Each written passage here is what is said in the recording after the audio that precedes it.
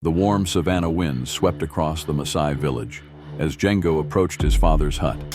The sun, high in the sky, cast long shadows across the landscape. Jengo hesitated briefly before entering, his heart heavy with the purpose of his visit. Inside, Toba sat on a wooden stool, polishing his spear, a symbol of his enduring strength despite his advancing age. "Father," Jengo began, his tone respectful but firm. "I need to speak with you about Nia." Toba looked up, his expression unreadable. "What about her?" "She's ready," Jengo said. "I've trained her myself. She's proven her skill, her discipline, and her courage. She deserves to join us on the next raid." Toba's brow furrowed as he placed the spear aside. "Jengo, you know as well as I do that our traditions do not favor women in battle." "Traditions evolve," Jengo countered, his voice steady. "Nia's determination is unmatched. She doesn't just want to fight, she needs to. You've seen it yourself. Denying her this will only diminish her spirit."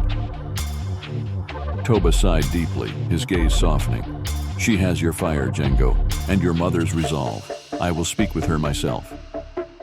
That evening, Toba called Nia to his hut. She entered with her head held high, her eyes burning with the same determination Jengo had described. "Nia," Toba began, his tone measured, "your brother tells me you are ready to fight, but I need to hear it from you. Why do you want this?" Nia straightened her posture, meeting her father's gaze without hesitation. "Because it's who I am. I've trained harder than anyone. I've faced the dangers, and I'm not afraid. I want to protect our people, just as you and Jengo have done." Toba studied her for a long moment before nodding. "Very well. You will join the next raid.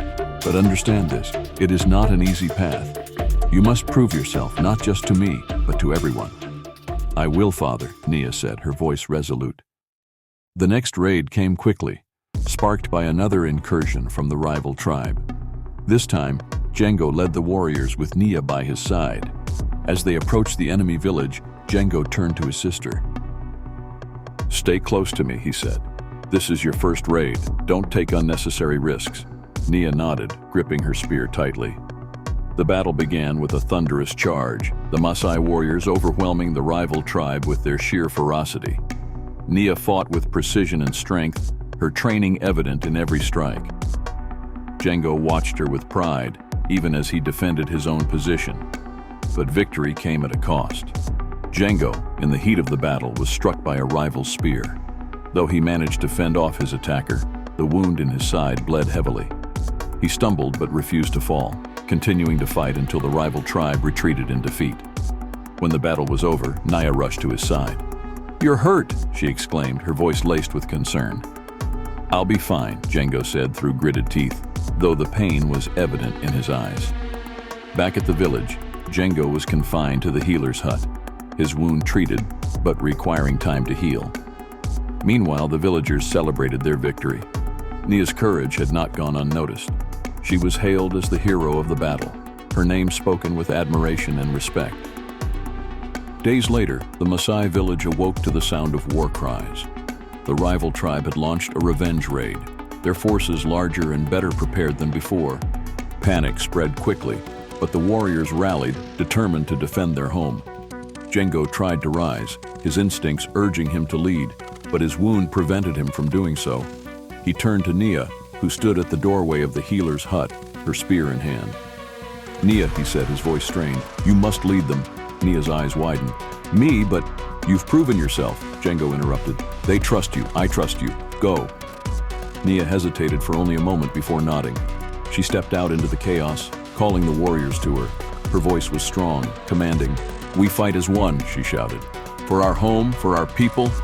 The warriors rallied around her, their confidence in her leadership clear. The battle was fierce, the rival tribe fighting with a desperation born of vengeance. But Nia's strategy and unyielding spirit turned the tide. She moved through the battlefield like a lioness, her spear striking true with every thrust. Despite their victory, the Maasai paid a heavy price. Several warriors were lost, and the village suffered significant damage. Huts were burned, and livestock was stolen. The mood was somber as the villagers began to rebuild, their resilience shining through the tragedy. When Jengo finally recovered, he wasted no time in addressing the need for reinforcements. He gathered a group of young villagers, boys and girls alike, and began training them in the ways of the warrior. Among them, Nia stood as a mentor, her experience and strength inspiring the next generation. Jengo watched her with pride as she sparred with one of the trainees, her movements fluid and precise. He approached her after the session, placing a hand on her shoulder. "You've become more than a warrior, Nia," he said. "You're a leader." Nia smiled, her eyes shining with gratitude. "I learned from the best."